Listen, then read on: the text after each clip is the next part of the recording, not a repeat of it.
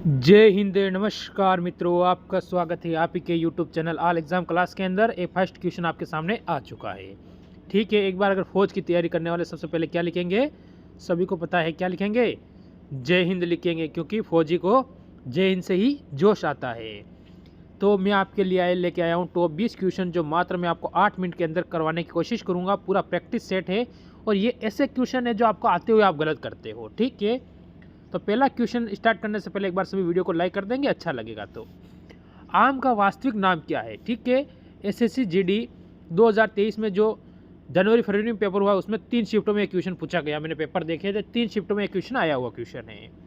तो आपका उत्तर यहाँ से क्या हो जाएगा? तो यहाँ से आपका हो जाएगा मेंजरीफेरा इंडिका। ठीक है, फिर अगला क्वेश्चन देखो आप लोग। क्वेश्चन नंबर 2 अगर हम देखते हैं, भारतीय संविधान को अपनाया गया था। तो भारतीय संविधान को किसके द्वारा अपनाया गया था? तो आप कहोगे संविधान सभा द्वारा। संविधान सभा द्वारा ऑप्शन नंबर अपना यहाँ से ए वाला, इसमें आप बिल्कुल सही और सटीक उत्तर करोगे। ठीक, जैसे मैं अगला क्वेश्चन लेके आता हूँ आपके सामने। क्या कह रहा है क्वेश्चन देखिए, भारत की निम्न में से कौन सी नदी डेल्टा नहीं बनाती है? डेल्टा नहीं बनाती है, एक तो आता है बनाती है और एक आता है नहीं बनाती है। तो हमारा उत्तर इसमें क्या होगा? हमारा उत्तर होगा ताप्ती। ठीक है, ऑप्शन नंबर अपना डी हो जाएगा। कौन सी? ताप्ती नहीं बनाती है।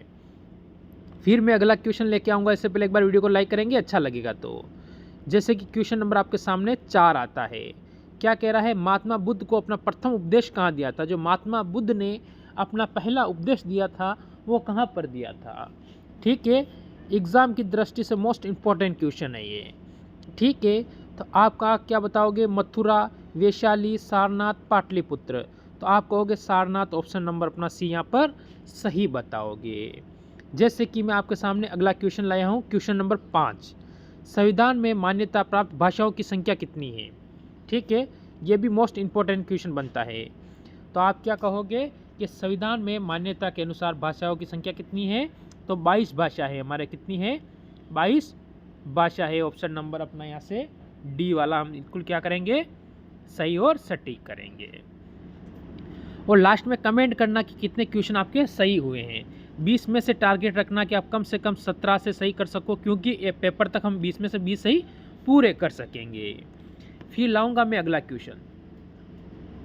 देखो क्वेश्चन नंबर ये भी मोस्ट इंपॉर्टेंट बनता है आपका। क्वेश्चन कह रहा है, भारतीय असंतोष का पिता किसके लिए कहा जाता है? किसके लिए कहा जाता है या फिर किसको कहा जाता है? देखो यहाँ पर थोड़ा टाइपिंग गलत है। पिता किसे कहा जाता है, किसके लिए नहीं होगा। ठीक है, यहाँ से ये शब्द हटा दो आप। अब आपका उत्तर होगा बाल गंगाधर तिलक को कहा जाता है। ऑप्शन नंबर सी आपका बिल्कुल सही हो जाएगा। ठीक है, ये आपको याद रखना है। जैसे कि अगला क्वेश्चन हमारे सामने आया है, क्वेश्चन नंबर 7, जो कि मोस्ट इंपॉर्टेंट होता है, क्योंकि सुभाष चंद्र बोस से क्वेश्चन बन रहा है इसलिए। देखो, सुभाष चंद्र बोस किस अधिवेशन में कांग्रेस के अध्यक्ष बने थे? ठीक है, किस अधिवेशन में? जैसे लाहौर, कोलकाता, हरिपुरा या नागपुर। तो आप कहोगे इसमें क्या अपना उत्तर दोगे? प्रैक्टिस सेट साथ में लगाते रहे, मैं रोजाना बोल रहा हूँ। सिलेक्शन के लिए सुबह 9 बजे आ जाए इस प्रैक्टिस सेट में, और 9:08 से 10 मिनट वापस चले जाएं। मात्र 8 से 10 मिनट दीजिए और 20 क्वेश्चन पूरे क्लियर कीजिए। तो आप कहोगे क्या होगा इसमें? हरिपुरा। ठीक है, ऑप्शन नंबर अपना सी इसमें बिल्कुल सही होगा। फिर आएगा अगला क्वेश्चन। क्वेश्चन नंबर 8 आपके सामने आ चुका है। 23वें जैन तीर्थकार का नाम क्या है? मोस्ट इंपॉर्टेंट क्वेश्चन बनता है यहाँ से। कई शिफ्टों में पूछा गया, 23वें, 24वें, प्रथम। ठीक है, अब तो आप अपना उत्तर इसमें क्या दोगे? आप दोगे कि यहाँ से हो जाए पार्श्वनाथ। अगर 24वें और अंतिम पूछे तो आप क्या बताओगे इसमें? क्या बताओगे? महावीर। कौन से? 24वें। ठीक है, 24वें हो जाएंगे आपके। ये आपको ध्यान रखना, किसके? जैन धर्म के। और अंतिम बोल सकते हो इनको, क्या बोल सकते हो? अंतिम। अंतिम। ठीक है, ये आपको याद रखना है। फिर देखो अगला क्वेश्चन, क्वेश्चन नंबर 9। निम्नलिखित में से कौन सी नदी अरब सागर में गिरती है? ठीक है, कौन सी नदी है जो अरब सागर में गिरती है? बाकी सब किधर जाती है? बंगाल की खाड़ी की तरफ जाती है। ठीक है, तो आप क्या कहोगे इसमें? तो ये रहेगा आपकी माही। ठीक है, ऑप्शन नंबर अपना इसमें सी बिल्कुल सही हो जाएगा। फिर अगला क्वेश्चन देखो, 24वें तीर्थकार का नाम, अभी मैंने क्वेश्चन क्लियर किया था, आ गया है। तो 24वें आपका ऑप्शन नंबर ए हो जाएगा, महावीर स्वामी। अगर क्यों देखने की आपको ज़रूरत नहीं है। देखो क्वेश्चन नंबर 11 हमारे सामने आया है, साबरमती नदी किस शहर के किनारे बहती है, यानी किस शहर के किनारे होकर साबरमती नदी निकलती है। ठीक है, तो अपना उत्तर इसमें क्या होगा, आप क्या कहोगे अपना उत्तर यहाँ से, आप सभी कहोगे अहमदाबाद। ऑप्शन नंबर बी होगा, किस राज्य के अंदर है, तो आप कहोगे कि ये गुजरात के अंदर है। कहाँ है, गुजरात। ठीक है, ये इसे भारत का क्या कहा जाता है, आप कमेंट करोगे मैनचेस्टर कहा जाता है। ठीक है, ये आपको याद रखना है। जैसे कि मैं अगला क्वेश्चन लाऊंगा, क्वेश्चन नंबर 12, ये कह रहा है भारत में सर्वप्रथम नियमित जनगणना किस वर्ष से शुरू की गई। जो जनसंख्या थी भारत की, जो नियमित यानी विधिवत हर 10 साल के अंतर पर, कितने साल के, 10 वर्ष के। ठीक है, 10 वर्ष के अंतर पर गणना शुरू की। ठीक है, तो आप इसमें क्या कहोगे, आप सभी कहोगे ऑप्शन नंबर बी 1881 में।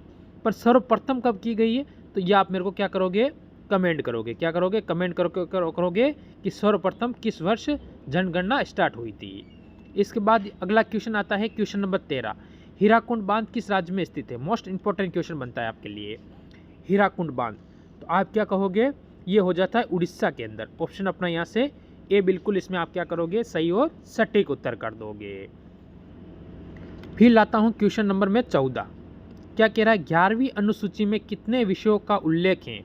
मोस्ट इंपॉर्टेंट क्वेश्चन है कि 11वीं अनुसूची में कितने विषयों का उल्लेख है, 23, 28, 17 या फिर 29। तो आप कहोगे 29, ऑप्शन नंबर आप इसमें डी बिल्कुल सही करोगे।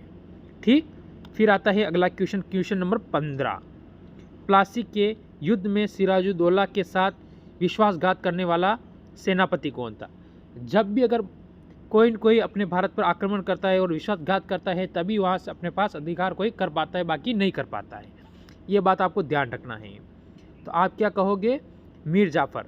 अगर इसने उसके साथ धोखेबाजी नहीं की होती तो अंग्रेज़ प्लासी का युद्ध कभी नहीं जीत पाते और भारत पर ज़्यादातर अधिकार नहीं कर पाते। ठीक है, ये आपको याद रखना है। फिर अगला क्वेश्चन देखो आप, क्वेश्चन नंबर 16, संविधान में किसको हटाने हेतु महाभियोग की प्रक्रिया का उल्लेख है।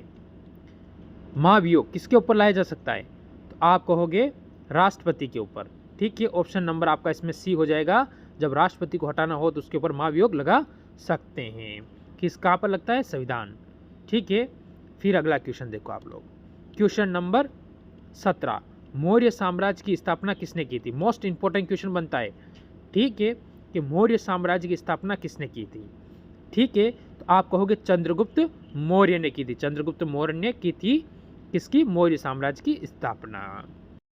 देखिए क्वेश्चन नंबर 18, महाभियोग की प्रक्रिया किस सदन में आरंभ की जा सकती है।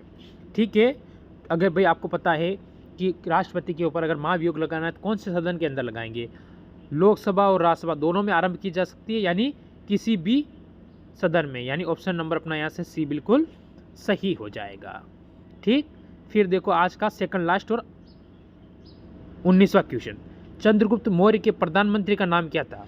मोस्ट इंपॉर्टेंट क्वेश्चन बनता है आपका। ठीक है, तो आप कहेगा चाणक्य। अब चाणक्य की जगह 2 नाम और लिखा आ सकता है, कोई लिखा आता है विष्णुगुप्त।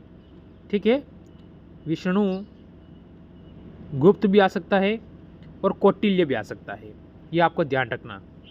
फिर आज का लास्ट और अंतिम क्वेश्चन जो कि इसी से संबंधित आया है, अर्थशास्त्र पुस्तक के लेखक का नाम क्या है। ठीक है, तो आप क्या कहोगे इसमें, चाणक्य। चाणक्य ही क्या है, अर्थशास्त्र पुस्तक के लेखक का नाम है। तो टॉप आज 20 क्वेश्चन लाया था जो कि आपको आते हुए भी आप क्या करते हो, गलत कर देते हो। ठीक है, तो कितने सही हुए ज़रूर मेरे को कमेंट करना, और अच्छी लगी हो तो लाइक करके ज़रूर जाना। सभी को मेरी तरफ से जय हिंद, जय भारत।